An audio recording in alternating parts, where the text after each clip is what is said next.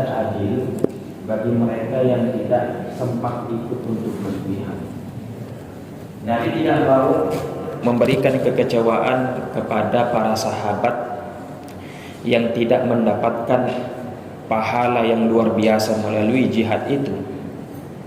Lalu Nabi mengatakan, ala adullukum ala qaumin hum afdalu ghanimah wa asra'u raja'ah.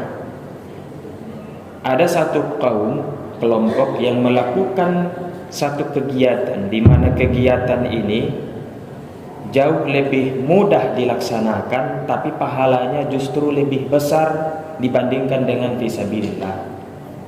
Apa kata Nabi? Qaumun syahidu salat subuh, yaitu orang-orang yang keluar dari rumahnya untuk menuju masjid untuk melaksanakan salat subuh berjamaah. Summa jalasu, setelah selesai salat mereka masih duduk di tempatnya, yadhkurunallaha ta'ala, sambil berzikir kepada Allah Ta'ala, beriktikaf, melakukan ibadah-ibadah yang lain, hatta tala'atis syams, sampai terbit matahari. Jadi secara tidak langsung aktivitas yang kita lakukan seperti saat ini, Nabi Shallallahu Alaihi Wasallam menjelaskan ibadah yang seperti ini bahkan lebih luar biasa pahalanya dibandingkan dengan jihad fisabilillah. Melalui kegiatan atau ibadah yang kita lakukan saat ini, kita meminta kepada Allah Subhanahu wa taala sebagai wasilah, kita bertawassul kepada Allah taala, mudah-mudahan Allah lapangkan dada kita, Allah bebaskan kita dari musibah dan bala. Begitu juga saudara-saudara kita yang saat ini tertimpa musibah, Allah selamatkan mereka dan Allah berikan ganjaran pahala yang sangat luar biasa bagi mereka yang saat ini sedang dalam keadaan musibah. Amin ya rabbal alamin. Bapak Ibu dirahmati Allah Subhanahu wa taala, dalam hadis yang diriwayatkan oleh Imam Al-Bukhari, ada seorang sahabat yang bernama Ka'ab ibn Amr. Ja'a ila Nabi sallallahu alaihi wasallam, datang menemui Nabi untuk mengadu. Faqala ya Rasulullah, asabtu haddan fa'agimhu alayya. Aku melakukan kesalahan dan aku layak untuk dihukum.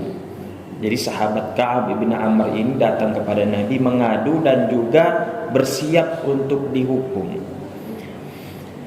Walam yas'alhu anhu an-nabiy sallallahu alaihi wasallam. Tapi uniknya Nabi tidak bertanya apa kesalahan yang dilakukan oleh Ka'ab ibn Amr ini.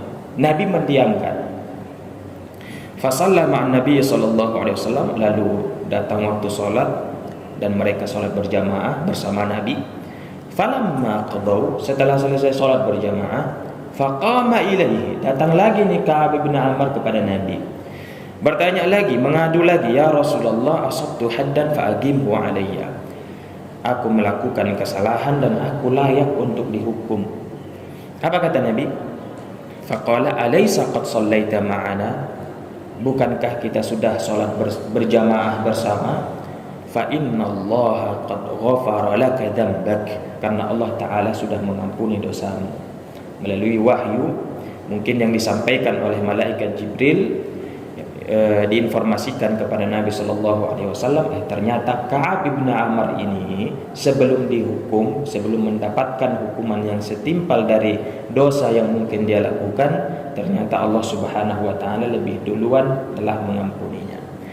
Baik, Bapak Ibu, dari hadis yang disampaikan tadi oleh para ulama mengambil beberapa pesan. Di antaranya adalah dalam kehidupan kita dan aturan beragama kita, pada dasarnya kita tidak diperbolehkan untuk menceritakan aib kita, maksiat yang kita lakukan kepada orang lain, kecuali dengan tujuan untuk istifta, bertanya, meminta nasihat kepada guru. Kalau hanya untuk sekedar curhat saja, sharing saja, pada dasarnya kita tidak diperbolehkan untuk menceritakan aib kita sendiri. Baik, ini juga selaras dengan hadis Nabi sallallahu alaihi wa ala alihi wasallam yang diriwayatkan oleh Imam Al-Bukhari wa Muslim, kullu ummati mu'afa. Pada dasarnya umatku berpeluang untuk dimaafkan. Ada beberapa cara supaya dosa yang kita lakukan itu dihapus oleh Allah Ta'ala, dimaafkan oleh Allah Ta'ala. Illal mujahirin, tapi dengan syarat kecuali orang-orang yang menyebarkan aibnya sendiri. Kita tahu bahwa Allah Ta'ala itu memiliki sifat namanya As-Sattar, Maha penutup aib hambanya. Allah sudah berusaha untuk menutupi aib si hamba, ya, untuk memaafkan aib si hamba, ternyata dia sendirilah yang menyebarkan aibnya sendiri kepada orang lain. Takutnya nanti justru kawan kita, tempat kita curhat, itulah yang menjadi saksi nanti di akhirat bahwa kita melakukan maksiat. Baik, jadi konsep kita dalam hidup adalah tidak boleh menceritakan aib kita, maksiat yang kita lakukan kepada orang lain, kecuali dengan niat untuk bertanya. Sebetulnya sikap yang dilakukan oleh Ka'ab bin Ammar ini sudah betul. Dia salah, datang mengadu kepada Nabi dengan niat untuk meminta pesan, untuk meminta nasihat. Tapi uniknya, sebelum diberikan nasihat, sebelum dihukum oleh Nabi SAW, ternyata Allah Subhanahu Wa Taala lebih duluan telah mengampuninya. Nah, dari hadis itu juga oleh ulama mengambil satu konsep fikih, kaidah fikih. Ya, kaidah fikih itu fungsinya untuk mengumpulkan masalah-masalah fikih yang banyak. Nah, dikumpulkan dalam satu konsep, dalam satu kaidah yang bunyinya huququllah mabniyatun 'alal musamahah. Dosa yang berhubungan dengan Allah Ta'ala, hutang kita kepada Allah Ta'ala itu dibangun di atas standar kemaafan, dibangun di atas standar toleransi, mudah bagi Allah untuk memaafkannya. Baik, apa dosa atau maksiat yang mudah bagi Allah untuk memaafkannya, bahkan tidak perlu dengan taubat sekalipun? Ya, bisa dihapus atau bisa ditutupi melalui ibadah-ibadah yang lain, yaitu dosa-dosa kecil. Dalam hadis yang diriwayatkan oleh Imam Muslim, Nabi sallallahu alaihi wa ala alihi wasallam bersabda, di antaranya, ya, ma min muslimin yahduru salatan maktubah. Seorang muslim yang melakukan salat 5 waktu, salat yang diwajibkan, fayuhsinu wudu'aha, memperbaiki wudunya, dia lengkapi sunnah dan rukun-rukun wudunya sebelum salat, salat yang 5, wa khusyu'aha, konsentrasi dalam ibadahnya, dia perbaiki kekhusyuan dalam salatnya, wa ruku'aha, dia perbaiki tata cara salatnya, bagaimana berdirinya, ruku' dan sujudnya, illa kanat kafaratan lima qablaha minadz dzunub, kecuali salat itulah yang salah satu penebus dosa yang dia lakukan di sela-sela pelaksanaan atau waktu salat yang 5. Secara tidak langsung, Bapak Ibu, sadar atau tidak sadar, salat subuh kita berjamaah, salat zuhur kita, atau salat yang 5 waktu itu bisa dijadikan oleh Allah Ta'ala sebagai media penebus dosa yang kita lakukan di sela-sela waktu yang 5 itu. Baik, jadi sekalipun kita tidak bertaubat kepada Allah Ta'ala dengan melakukan ibadah, terkadang itu adalah salah satu bentuk penebus dosa. Malam yu'ti kabirah, tapi dengan syarat selama dia tidak melakukan dosa besar. Adapun dosa besar, ya, dan juga dosa yang berhubungan dengan manusia, maka itu perlu ditaubati. Dalam Al-Quran Allah Subhanahu wa Ta'ala memerintahkan kita, wa tubu ilallahi taubatan nasuha, bertaubatlah kalian kepada Allah secara serius, jangan taubat yang main-main. Masih ada ragu-ragu dalam dada kita, dalam pikiran kita, ingin bertaubat, itu bukan taubatan nasuha namanya. Serius dalam bertaubat, itulah yang diperintahkan oleh Allah Subhanahu wa Ta'ala kepada kita. Baik, tadi kaidah fikihnya adalah hutang atau dosa yang berkaitan dengan Allah Ta'ala itu mudah untuk dimaafkan. Tapi sebaliknya, dosa yang berhubungan dengan manusia susah untuk dimaafkan. Wa huququl adamiyyin mabniyatun 'alal musyahah. Dosa hutang yang berkaitan dengan manusia, sesama manusia, itu dibangun di atas standar pertikaian. Kalau dosa antara kita dengan Allah Ta'ala itu dibangun di atas standar toleransi. Kalau sesama manusia, pertikaian. Makanya dalam hadis yang diriwayatkan oleh Imam Al-Bukhari, Nabi sallallahu alaihi wasallam bersabda, "Man kana lahu madlamah," siapa yang pernah menyakiti orang lain, pernah menzalimi orang lain, "Man kana lahu madlamatun li ahadin min 'irdihi aw syai'," pernah menyinggung harga dirinya, menyakiti fisiknya, hartanya atau keluarganya, ya, falyatahallalhu minhul yaum, kata Nabi, sebelum dia meninggal hendaklah dia memperbaiki kezalimannya dengan cara nanti bertaubat, dan akan kita jelaskan apa langkah-langkahnya. Baik, falyatahallalhu minhul yaum, maka hendaklah dia meminta kehalalan, meminta kemaafan, memperbaiki kezaliman yang dia lakukan kepada saudaranya. Al-yaum, pada hari ini. Pada hari ini maksudnya adalah di saat dia masih hidup. Qabla alla yakuna dinarun wala dirham, sebelum datang waktu di mana tidak berlaku lagi dirham dan dinar, tidak berlaku lagi uang sebagai penebus kesalahan. Kalau di dunia ini mungkin, ya, di saat kita bersalah melakukan kejahatan, ya, itu bisa diganti melalui materi. Tapi kalau di akhirat nanti yang dijadikan sebagai penebus kesalahan itu bukan materi lagi, tapi pahala yang kita dapatkan. Di antara orang yang merugi, mungkin ini sering disampaikan oleh guru-guru kita, adalah orang yang memiliki kesalahan dan belum dia tebus di dunia, nanti di akhirat dia diwajibkan untuk menebusnya. Caranya, pahala yang dia dapatkan nanti akan dikurangi, dijadikan sebagai penebus kesalahan tersebut. Kalau ternyata dia tidak punya pahala, dosa kawan yang dia zalimi itulah nanti yang akan dicampakkan ke kepalanya. Baik. Jadi melalui hadis itu dijelaskan oleh para ulama lah tentang tata cara atau langkah-langkah dalam bertaubat. Kita ketahui tadi bahwa kita diwajibkan untuk bertaubat, baik dari dosa kecil ataupun dosa besar, tapi taubat yang serius. Kalau ditanya, Bapak, taubat itu artinya apa? Secara bahasa taubat itu artinya adalah balik, ya, kembali, ya. Artinya apa? Secara sederhananya taubat itu artinya ar-ruju'u 'anil madmumi syar'an, kembali ke Allah dari maksiat. Nah, itulah yang dicela secara syariat. Kalau yang dicela dalam pandangan sosial saja itu belum dikatakan taubat. Nah, kalau dia tercela secara syariat, nah, meninggalkan itulah baru dikatakan sebagai ar-ruju'u ila Allah 'anil madmumi syar'an. Baik.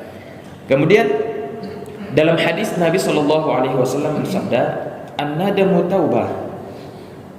Penyesalan itu adalah taubat.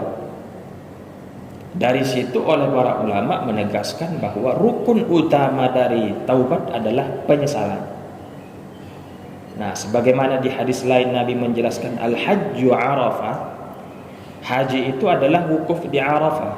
Padahal kan bukan itu saja haji. Ada ihram, ya, ada tawaf. Tapi Nabi menegaskan al-hajju arafah. Haji itu adalah wukuf Arafah.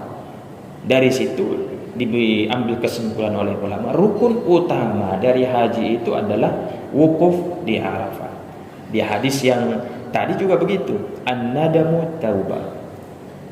Penyesalan itu adalah taubat. Bukan berarti taubat itu cukup menyesal saja? Enggak, tapi rukun utama dari taubat itu adalah menyesal. Menyesal apa? Artinya adalah an-nadamu 'alal ma'siyah min haitsu innaha ma'siyah. Menyesal karena melakukan maksiat.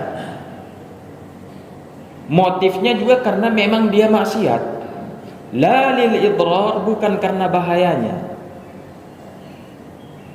Kalau dia menyesal melakukan maksiat karena ternyata maksiatnya membahayakan dirinya, ini bukan taubat namanya. Contoh Bapak, mohon maaf, misalkan ada seseorang memiliki kebiasaan minum alkohol, ya, dia tahu itu maksiat. Setelah lama dia merutini itu, memiliki kebiasaan seperti itu, sakit-sakitan. Lalu dia bertaubat kepada Allah Ta'ala. Dia bilang dia menyesal minum alkohol. Tapi kenapa dia menyesal? Karena alkohol itu bisa menyebabkan dia sakit. Itu alasannya. Kira-kira yang seperti itu betul-betul dikatakan bertaubat nggak? Jawabannya Bapak, tidak. Ya. Supaya kita dikatakan betul-betul bertaubat kepada Allah Ta'ala, harus menyesali maksiat yang dilakukan memang karena dia maksiat, bukan dikarenakan dia berbahaya saja. Bisa dipahami Bapak ya? Oke. Jadi rukun utama dari taubat adalah an-nadamu 'alal ma'siyah min haitsu innaha ma'siyah. Menyesali karena melakukan maksiat dikarenakan memang itu maksiat. La lil idrari, bukan karena dia membahayakan. Baik. Kemudian ada langkah-langkahnya. Al-Imam Suyuti secara singkatnya menyebutkan bahwa wa syartuhal igla' wal qasdu tsani alla ya'uda wa dirakul mumkin. Ada 3 langkah taubat. Yang pertama adalah al-igla', segera meninggalkan maksiat yang dilakukan. Kemudian wal qasdu tsani alla ya'ud, ada niat tekad dalam hati untuk tidak mengulangi dosa yang sama. Kemudian waddirakul mumkini, memperbaiki sebisa mungkin apa yang bisa diperbaiki. Baik. Sebelumnya Imam Nawawi menjelaskan bahwa taubat itu diklasifikasikan menjadi 2 bagian.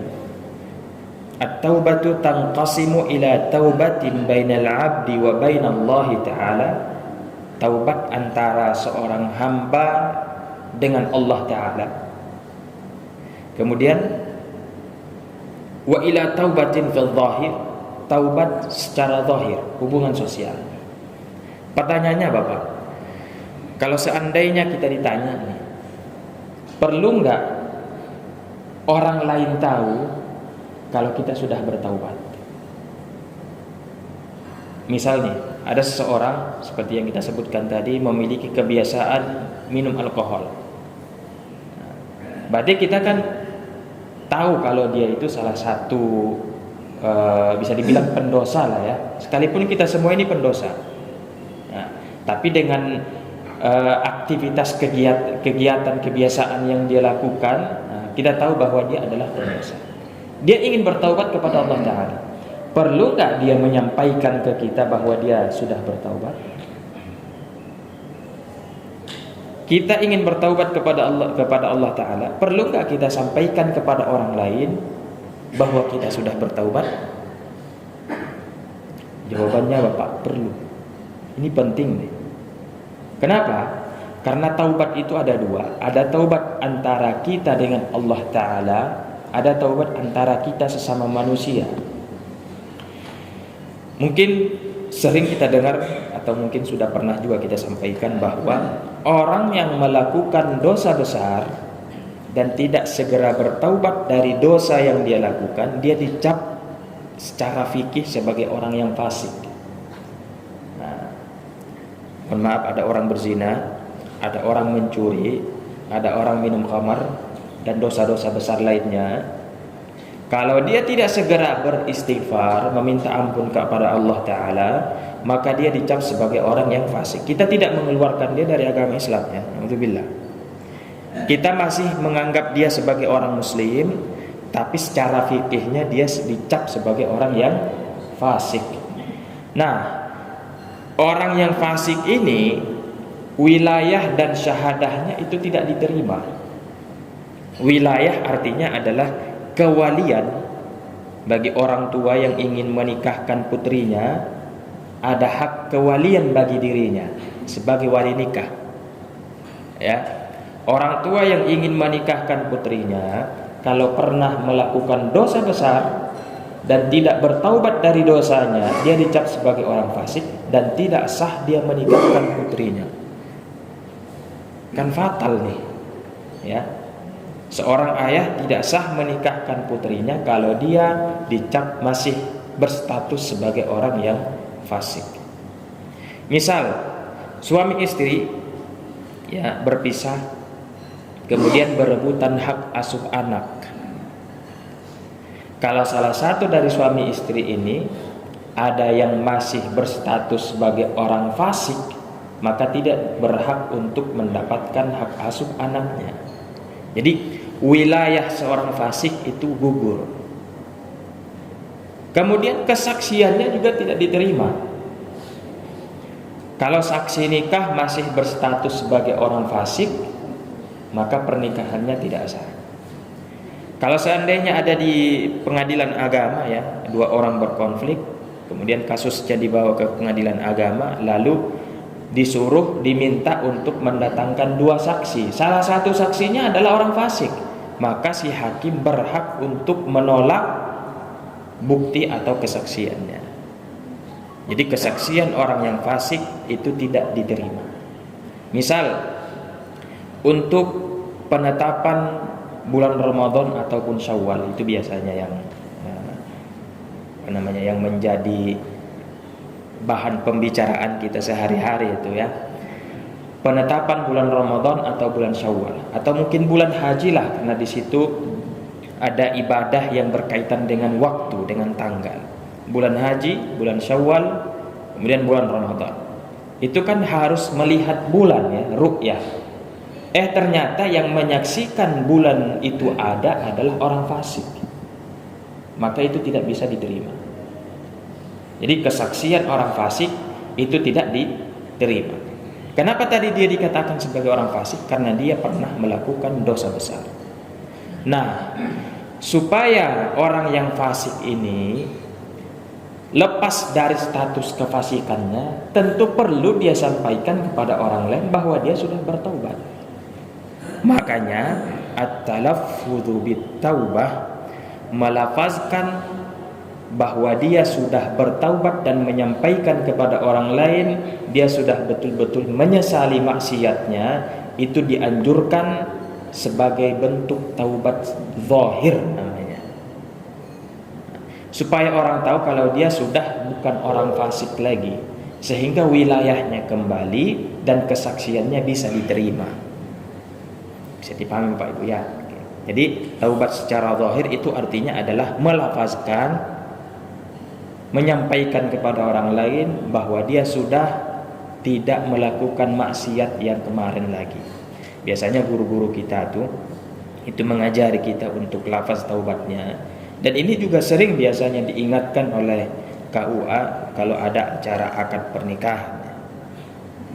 Masalahnya kita akad pernikahan biasanya di rumah Bapak ya. Biasanya di masjid atau di rumah? Di rumah ya Pak. Jadi di beberapa negara ya, atau di beberapa tempat itu kita temukan akad nikah itu di masjid setelah selesai sholat. Jadi bukan hanya orang tertentu saja yang tahu akad pernikahannya, bahkan orang umum saja yang tidak ada hubungan keluarga dengan yang akad nikah tahu bahwa ada akad pernikahan. Sampai-sampai kita bisa hafal Bapak, karena sering menghadiri pelaksanaan akad nikah itu, khutbah nikahnya seperti apa, upacaranya seperti apa. Dan salah satu bentuk upacara pernikahan itu adalah mengajak para hadirin saat itu untuk bertaubat kepada Allah Ta'ala. Mana tahu ada saksi di situ yang masih berstatus sebagai orang fasik, dia sudah melafazkan bahwa dia sudah bertaubat. Apa kira-kira lafaznya? Pokoknya lafaz yang mengarahkan penyesalan lah. Kalau yang kita hafal dari guru-guru kita itu lafaznya adalah tubtu ilallah, aku bertaubat kepada Allah Ta'ala. Wa nadimtu ala ma fa'alt, aku menyesal apa yang telah aku lakukan. Wa azamtu alla a'uda ila dzambi insyaallah, dan aku berniat tekad dalam hati untuk tidak mengulangi kesalahan yang sama. Jadi itulah lafaz taubat yang perlu kita sampaikan kepada orang-orang di sekitar kita supaya kesaksian kita nanti diterima dan wilayah kita juga kembali. Dan itu adalah taubat secara zahir. Baik. Ada taubat secara batin. Tadi taubat secara batin ini adalah hubungan antara kita dengan Allah Ta'ala. Tentu langkah-langkah yang tadi juga harus diikuti. Yang pertama adalah al-iqla', segera meninggalkan maksiat yang telah dilakukan atau yang sedang dilakukan. Kalau seseorang sedang, na'udzubillah, sedang minum alkohol, ada terbesit di pikirannya untuk bertaubat, menyesal, taubatlah, tapi dia sambil minum. Nah, yang seperti ini belum dikatakan bertaubat. Kenapa? Kalau yang namanya taubat nasuha yang serius adalah kalau dia sedang bermaksiat, maka segera tinggalkan maksiatnya. Jadi tidak ada istilahnya taubat sambil maksiat. Naudzubillah. Baik. Kemudian al-qasdus as-sani alla ya'ud, itu tadi ada niat tekad dalam hati untuk tidak kembali mengulangi hal yang sama.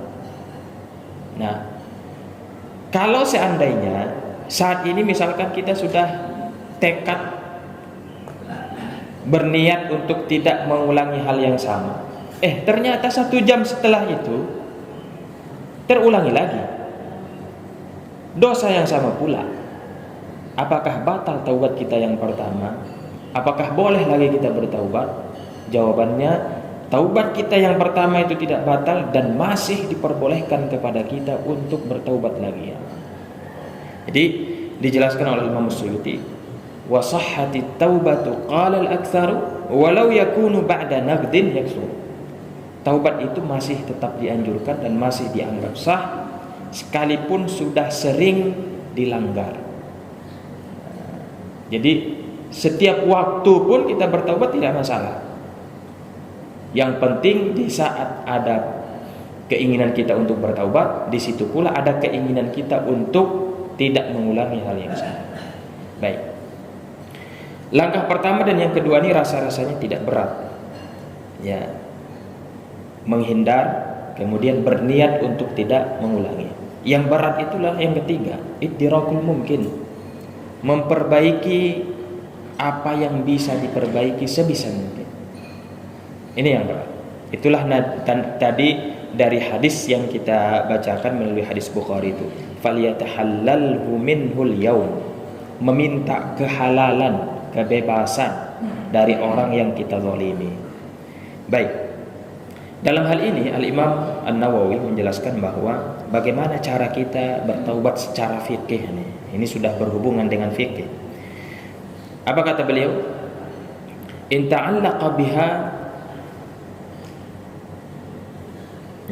in kanatil ma'siyatu la yata'allaqu biha haqqun mali. Kalau maksiatnya berhubungan dengan manusia dan juga berhubungan dengan Allah Ta'ala, tapi tidak ada hutang materinya di situ. Tidak ada hutang materinya. Contohnya apa? Kalau di sini disebutkan ka qublatil ajnabiyyah wa mubasyaratiha fi madunal farji. Ya, mohon maaf mungkin pacaran lah ya. Laki-laki dan perempuan berduaan di tempat yang sunyi, berkhalwah. Itulah definisi pacaran yang tidak diperbolehkan, yang mengarahkan ke zina. Baik, berkhalwat antara laki-laki dan perempuan, kita ketahui bersama bahwa itu dilarang. Dia ingin bertaubat dari dosa itu. Bagaimana caranya? Kata Imam Nawawi, fala syai'a alaihi siwa dzalik. Dia cukup mengikuti langkah yang pertama dan yang kedua tadi, al-iqla, tinggalkan. Kemudian niat tekad dalam hati, beristighfar kepada Allah Ta'ala untuk tidak mengulangi hal yang sama lagi. Sampai di situ sudah cukup taubatnya. tidak perlu meminta kemaafan dari teman khalwatnya. Bagi laki-laki tidak perlu meminta maaf kepada perempuan, dan sebaliknya yang perempuan pun tidak perlu meminta maaf kepada si laki-laki. Ini mudah nih ya, kalau tidak ada hutang materinya. Yang repot itu kalau ada hutang materinya. Apa kata beliau? Wa in ta'allaqa biha haqqun mali. Kalau ada hutang materi, contohnya kaman zakah. Seperti ada kewajiban zakat dulu yang tidak dia bayar, sekarang dia berniat ingin bertaubat. Ada keinginan untuk bertaubat. Bagaimana cara mentaubatinya? Nanti dijelaskan. Kemudian wal ghas, ada harta orang lain yang dia ambil dengan atau tanpa sepengetahuan yang punya harta aslinya. Ada sejengkal tanah tetangga yang dia ambil tanpa sepengetahuan tetangganya ataupun dengan sepengetahuan tetangganya. Al-ghas wal jinayat fi amwalin nas, tindak pidana yang berhubungan dengan pencurian, ya, pengambilan harta orang lain secara zalim. Wajib ma'adzalika tabri'atu dzimma anhu. Dalam hal ini dia diwajibkan untuk melepaskan tanggungannya, tanggungan hutang materi tadi. Bi ayyu'addiya zakah, dia wajib kembali untuk membayar zakatnya. Dulu ya, misalkan tahun lalu dia seharusnya secara fikih zakat sudah berkewajiban membayar zakat, tapi dia tidak mau membayarnya. Saat ini dia ingin bertaubat. Di antara langkah bertaubatnya setelah dia laksanakan tadi beristighfar, ada niat untuk tidak mengulanginya lagi, dia diwajibkan untuk membayar kembali hutang zakatnya. Seperti itu kalau hutang materi. Oke. Bi ayyu'addiya zakah. Wa yarudda amwalan nasi in baqiyat. Mengembalikan harta kawan yang dia ambil. Kalau tanah yang sejengkal itu masih ada di tangannya saat ini, maka dia diwajibkan untuk mengembalikan kepada tetangganya. Wa yaghruma badalaha illam tabqa. Kalau seandainya harta kawan yang dia ambil itu sudah tidak ada di tangannya lagi, sudah dia jual, ya, maka dia harus mengganti dengan yang senilai dengan itu. Oke. Kemudian, au yastahillal mustahaq. Atau kalau seandainya dia tidak mampu untuk membayarnya, dulu mungkin dia memiliki kecukupan, ya, yang lebih. Sekarang bahkan sudah di bawah kecukupan, tidak bisa mencukupi kehidupannya lagi, ekonominya sudah turun ke bawah. Maka cara bertaubatnya adalah dengan meminta maaf kepada yang punya harta aslinya. Baik. Kemudian fa'in mata, kalau seandainya orang tersebut sudah meninggal, tetangga yang punya tanah sejengkal itu sudah meninggal, sallamahu ila warisihi, dia bayarlah kepada ahli warisnya. Ini urutannya harus seperti yang disebutkan oleh Al-Imam Nawawi. Ini sudah kesimpulan fikih yang betul-betul dikemas. Sallamahu ila warisihi, ya, dia serahkanlah kepada ahli warisnya. Fa illam yakun lahu warisun wa qata'a khabaruhu. Kalau seandainya dia tidak memiliki ahli waris, atau informasi tentang tetangga itu sudah tidak ada lagi, sudah hilang, dia sudah pindah ke Jawa, nggak tahu kita kabarnya, entah di mana dia. Dafa'ahu ila qadin turda siratuhu wa diyanatuhu. Diserahkanlah kepada pemerintah yang kita akui atau yang kita yakini dia amanah. Dia amanah dalam mentasarrufkan harta yang semisal ini. Kalau seandainya kita percaya kepada pemerintah tersebut, maka serahkan. Fa in ta'adzara, kalau misalkan kita tidak yakin nih sama pemerintah, oke, tasaddaqa bihi 'alal fuqara'i bi niyyatil gharamati lahu. Dia sedekahkanlah kepada orang fakir, miskin, dengan niat untuk membayar hutang-hutangnya. Jadi seperti itulah langkah taubat secara fikih kalau maksiatnya adalah berhubungan dengan hutang materi. Intinya wajib dibayar, itu dulu. Gimana cara membayarnya? Kalau masih ada barangnya langsung yang dikembalikan. Kalau sudah tidak ada lagi, diganti dengan nilai yang sama. Kepada siapa diberikan? Kepada orang yang bersangkutan langsung. Kalau ternyata sudah meninggal, maka kepada ahli warisnya. Kalau ternyata ahli warisnya tidak ada, atau dia sudah pindah ke tempat lain, tidak dapat lagi kita informasinya sudah berada di mana, maka berikan ke pemerintah yang kita yakin. Kalau tidak memungkinkan, maka kita serahkan kepada orang fakir dengan niat sebagai pengganti dari hutang kita. Oke. Itu kalau dia sanggup untuk membayar. Kalau ternyata dia tidak sanggup, apa kata beliau? Wa in kana mu'siran. Kalau dia bertaubat sudah dalam kondisi kere, dalam kondisi fakir, kebutuhannya saja sudah sulit untuk memenuhinya. Nawal gharamata idza qadir, dia diwajibkan untuk berniat mengganti. Suatu saat nanti misalkan dia punya kecukupan, maka dia diwajibkan untuk membayar. Tapi ada niat dulu di awal. Fa in mata qabla al-qudrah, kalau seandainya dia meninggal sebelum sanggup untuk membayar hutangnya, fal marjuwu min fadlillahi ta'ala al-maghfirah, maka statusnya diserahkan kepada Allah Ta'ala. Tapi tentunya tetap kita berharap kepada Allah Ta'ala supaya dia diampuni. Dalam hadis qudsi, ini hadis yang sangat luar biasa nih, memotivasi kita untuk senantiasa optimis menjadi seorang Islam, seorang Muslim, bahwa ampunan yang Allah berikan itu jauh lebih besar dibandingkan dengan dosa yang kita lakukan. Apa firman Allah Ta'ala dalam hadis qudsi? Ya ibna Adam, law balaghat dzunubuka ananas sama. Kalau seandainya, wahai manusia, kalau seandainya dosamu memenuhi langit, kalau diukur langit, ya, maka segitulah dosa satu orang hamba.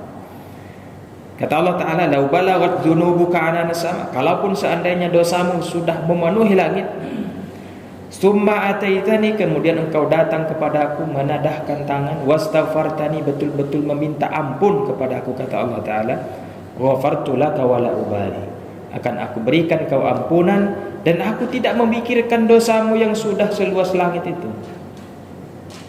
Sekali lagi, kita harus optimis sebagai orang muslim bahwa pintu maghfirah, ampunan yang Allah sediakan untuk kita jauh lebih luas dibandingkan dengan dosa yang kita lakukan.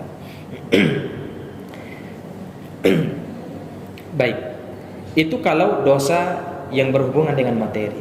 Kemudian di antara yang dirincikan hukumnya oleh Al-Imam Nawawi adalah dosa ghibah. Ghibah ini kan dosa yang berkaitan dengan manusia, menggosip, menyebarkan aib kawan. Baik ibu-ibu ataupun bapak-bapak itu sama saja sebetulnya. Jadi menggosip ini tidak harus ibu-ibu saja. Bagi kaum bapak pun, di beberapa komunitas bahkan sudah menjadi tradisi. Alhamdulillah ya. Baik. Kita berdoa kepada Allah Ta'ala untuk menghindar supaya dibebaskan dari dosa ghibah ini. Kata Imam Nawawi, bagaimana cara kita bertaubat dari dosa yang namanya ghibah, menyebarkan aib kawan? Apakah perlu kita meminta maaf kepada kawan yang digibahi? Kalau seperti ini repot nih Bu ya. Perlu enggak? Baik. Kata beliau, idza lam tablughil mughtab, kalau orang yang kita gosipi itu tidak tahu kita menggosipinya, maka tidak perlu kita meminta maaf. Cukup langkah yang tadi, menyesal, beristighfar kepada Allah Ta'ala, dan juga kita niatkan untuk tidak mengulanginya lagi. Tidak perlu disampaikan kepada orang yang bersangkutan. Kalau disampaikan justru nanti akan lebih parah lagi. Nah, dipahami Pak ya? Oke. Tapi in balaghathu, kalau dia tahu kita menggosipinya, kita diwajibkan untuk meminta maaf. Ingat Bapak Ibu ya, bagi kita yang ingin bertaubat memiliki kewajiban untuk meminta maaf Kalau dalam dosa ghibah tadi misalkan kalau dia sudah tahu, kewajiban kita hanya cukup meminta maaf saja. Kalau seandainya tidak dimaafkan, tentu itu kita serahkan kepada Allah Ta'ala lagi. Dan kita sebagai korban dianjurkan oleh Nabi Shallallahu Alaihi Wasallam untuk memaafkan orang yang menzalimi kita. Dalam hadis yang diriwayatkan oleh Imam Ahmad, Nabi bersabda, "Ma min 'abdin dzulima mazlamatan fa'afa 'anha illa a'azzallahu biha." Memang secara logikanya orang yang jadi korban itu kan hina ya. Kalau kita dizalimi orang, rasanya kita ini terhina, Bapak. Kalau kita memaafkannya, itu makin terhina lagi rasanya. Seolah-olah kita tidak memiliki kuasa untuk membalasnya. Jadi menjadi korban sudah merasa terhina, memaafkannya juga, memaafkan pelakunya juga tambah hina lagi. Tapi Allah Ta'ala mematahkan logika itu melalui informasi hadis Nabi Sallallahu Alaihi Wasallam. Kalau ada orang yang memaafkan kesalahan pelaku yang zalim, maka Allah akan berikan dia kemuliaan. Menurut pandangan kita mungkin itu kehinaan, tapi menurut pandangan Allah Ta'ala itu adalah kemuliaan, baik kemuliaan di dunia ataupun di akhirat. Nah, itu fakta. Si pemaaf itu pasti tinggi derajatnya di kalangan sosial di masyarakat kita ya. Sekalipun di saat memaafkan itu ada rasa terhina bagi dia. Baik. Oke. Jadi itu dosa ghibah tadi, kalau dia tahu maka kita diwajibkan untuk meminta maaf. Kalau tidak tahu maka tidak perlu lagi meminta maaf. Itu makin repot pula nanti. Begitu juga dengan dengki, iri dengki. Kalau kita ingin mentaubati dosa iri dengki, maka cukup bertaubat seperti langkah yang tadi saja. Tidak perlu disampaikan kepada kawan yang didengki. Ada kawan punya motor baru, ada rasa dalam hati itu iri, dengki, berangan-angan atau menginginkan supaya motornya rusak misalkan. Nah, ini kan penyakit nih, penyakit hati yang kita berlindung kepada Allah supaya terhindar dari itu. Untuk mentaubatinya cukup dengan langkah yang tadi saja. Tidak perlu disampaikan kepada kawan yang didengki. Kalau disampaikan lagi-lagi makin repot nanti. Baik. Oke, terakhir nih, dalam hadis Nabi Shallallahu Alaihi Wasallam bersabda, "Man nama an salatin au nasiyaha." Siapa yang ketiduran atau kelupaan, tertinggal salatnya, falyusalliha idza tadzakkara, maka dia diwajibkan untuk mengqadanya di saat dia mengingatnya. Dalam hadis, dari hadis ini oleh ulama menjelaskan ada dosa yang berhubungan antara kita dengan Allah Ta'ala saja, yaitu meninggalkan sholat, meninggalkan puasa. Menurut mazhab mayoritas ulama, kita diwajibkan untuk mengqadanya di saat kita ingin bertaubat kepada Allah Ta'ala sebisa mungkin tentu, sebisa mungkin. Baik.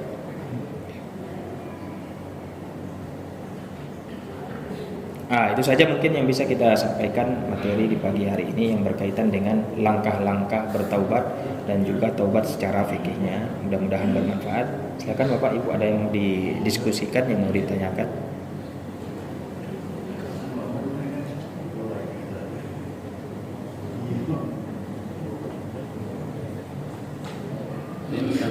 Ada? Silakan. Kalau semisal kita bertobat yang berkaitan dengan sesama manusia, terutama yang berkaitan dengan hutang piutang. Tapi di dalam hutang piutang itu, di dalam proses pertobatan itu ada penyebab keharaman di situ. Misal perihal hutang, walaupun mungkin ada perbedaan pendapat, jika hutang itu disamakan dengan riba. Nah, itu prosesnya seperti apa, Ustaz?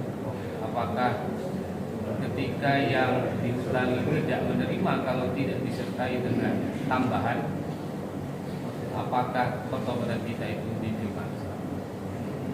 Itu ya. Baik. Terima kasih, Ustaz. Kalau transaksi ribawi misalkan, kita ingin bertaubat dari hal itu.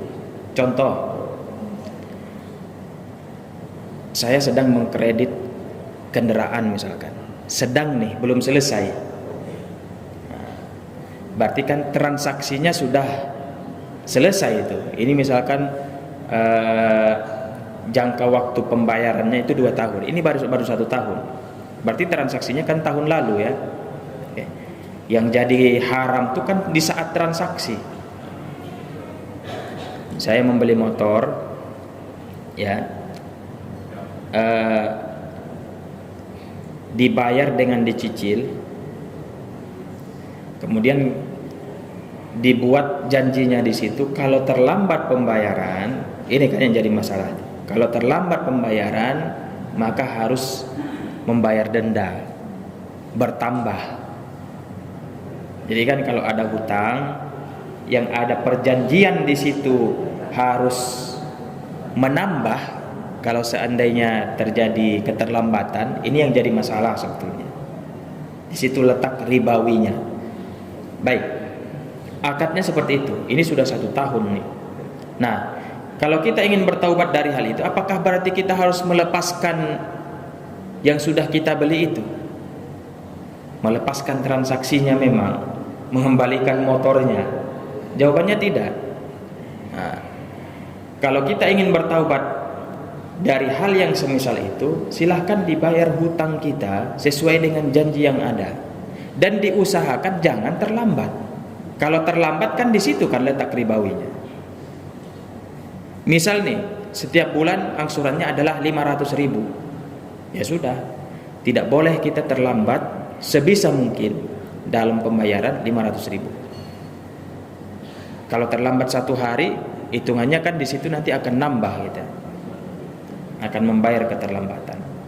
Seperti itulah cara kita bertaubat dari transaksi ribawi yang seperti itu tadi.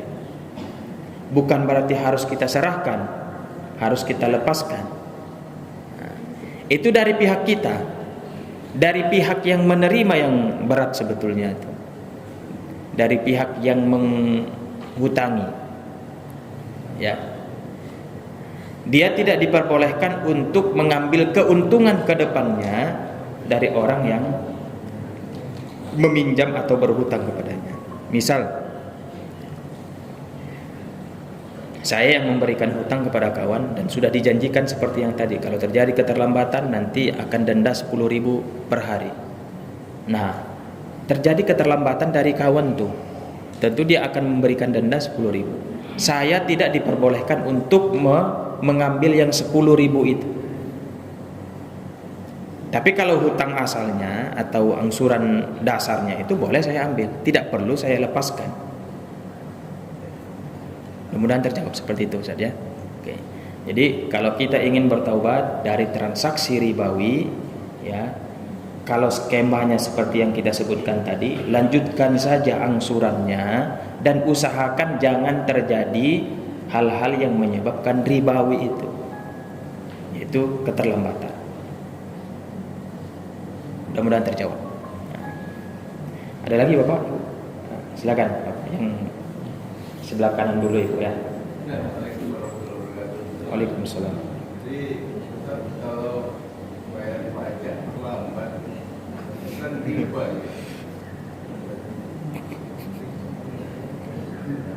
Ya. Jadi bagaimana itu? Baik. Soal pajak nih Bapak Ibu ya. Rasa-rasanya kalau kita mencari di fikih-fikih klasik ya, untuk mencari hukum pajak ini belum ada kita temukan celah kebolehan pajak yang sekarang. Pajak yang sekarang yang tidak pandang bulu, semuanya disamaratakan. Nah, wajib nggak kita sebetulnya membayar pajak nih? Kalau secara hukum bernegara ya silahkan diikuti. Tapi kalau secara fikihnya, mohon maaf, bagi pandangan fikih ya, siapa yang tidak bayar pajak dikarenakan itunya, maka dia tidak dianggap sebagai orang yang berdosa. Tapi mungkin karena tidak mengikuti aturan pemerintah bisa jadi. Nah, ini sudah bayar pajak, kemudian kalau terlambat lagi ditambah lagi pajaknya. Masya Allah, ini kezaliman yang luar biasa nih, yang seharusnya ini tidak diperbolehkan. Kita sering menyampaikan seperti itu. Dibuat aturan silahkan, tapi seharusnya jangan aturan yang sampai membuat masyarakat tuh terikat betul lah ya. Baik. Kalau jawaban dari saya, mohon maaf sampai saat ini belum ada terkait pajak ini. Nah, ada lagi, Ibu? Satu lagi ya. Nah, silakan. Ayo. Waalaikumsalam. Ya.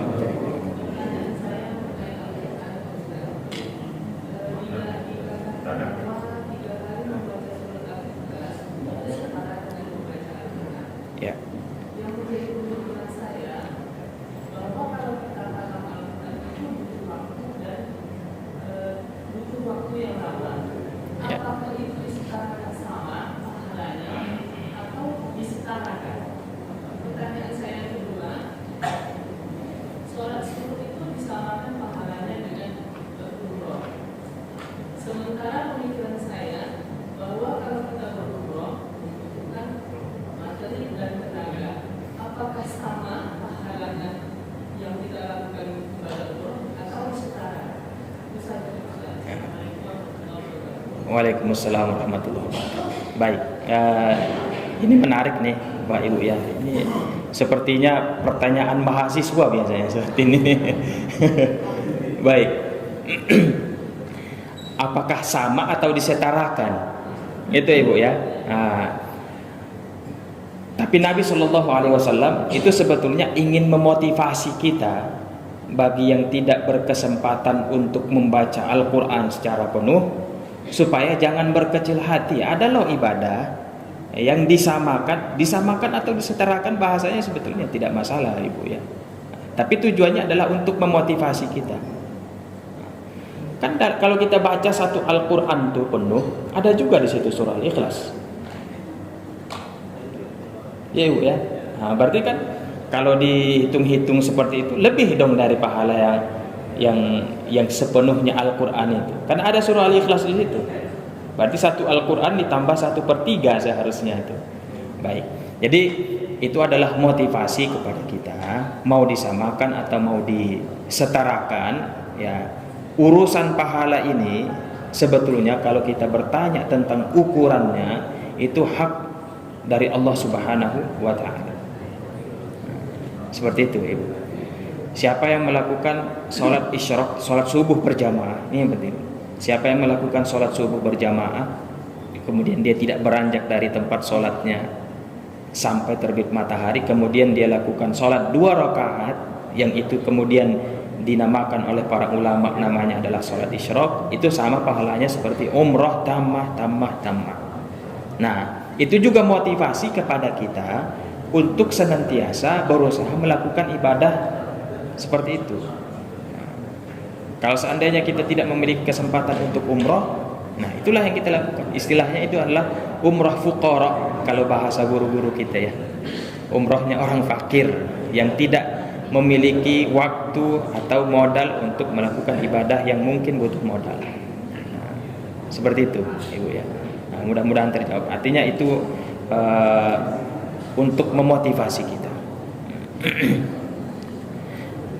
Kita cukupkan Bapak Ibu sampai di sini. Terima kasih atas segala perhatiannya. Kita akhiri majelis kita dengan kafaratul majelis. Subhanakallahumma wa bihamdika asyhadu an la ilaha illa anta astaghfiruka wa atubu ilaik. Wa sallallahu wasallam ala nabiyyina Muhammadin wa ala alihi wa sahbihi ajma'in. Wassalamu alaikum warahmatullahi wabarakatuh. Terima kasih sama-sama kita ucapkan kepada guru kita yang telah memberikan banyak ilmu kepada kita pada pagi hari ini. Mudah-mudahan jika insyaallah diberikan kesehatan, taufik dan hidayah, dan senantiasa kita dapat hadir dalam majelis ilmu yang lainnya. Hadanallahu wa iyyakum ajma'in wa 'afu minkum. Wassalamualaikum warahmatullahi wabarakatuh.